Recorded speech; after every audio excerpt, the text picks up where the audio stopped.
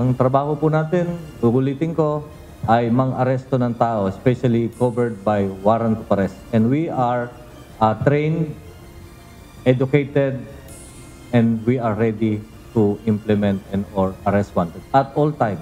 Kumikilos na ang tracker teams ng Philippine National Police upang galugarin ang iba't ibang lugar sa bansa para mahanap ang mga natitira pang akusado sa maanumalyang flood control projects. Ito ang pahayag ni PNP Acting Chief, Police Lieutenant General Jose Melencio Nartates Jr. kasunod ng anunsyo ni Pangulong Ferdinand Marcos Jr. na anumang araw ngayong linggo ay ilalabas na rin ang warrant of arrest laban kay Sara Diskaya at iba pa. Ngunit sa ngayon, wala pa umanong hawak na bagong warrant of arrest ang PNP. We arrest person by virtue of warrant of arrest and or without warrant of arrest. Yung kagagawa lang ng krimen, pwede kami mang-arrest.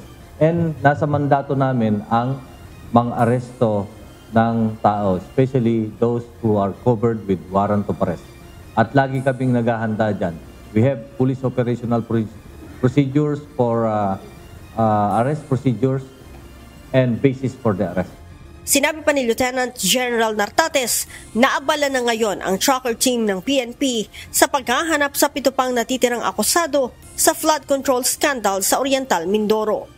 9 already been arrested or within the custody. 7 pa. Yung nauna yun. 7. So 3 nandito, 4 nasa abroad. So of course we have already coordinated with the yung ating other law enforcement agencies abroad. Malakas ang ating coordination dyan.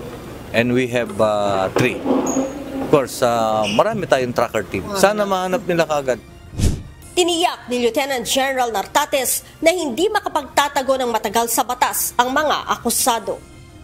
We will not stop hanggang masatisfy and or maaresto natin as ordered by the court. So, meron nga dyan na been hiding for 10 years or more than 10 years. Diba? Like Rolito Go.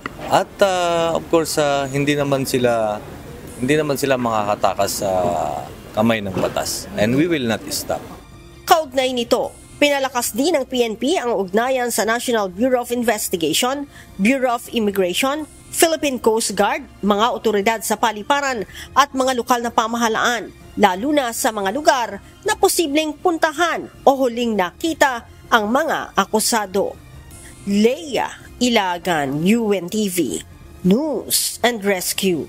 Diyos ang aming sandigan, serbisyo publiko ang aming pinahahalagahan.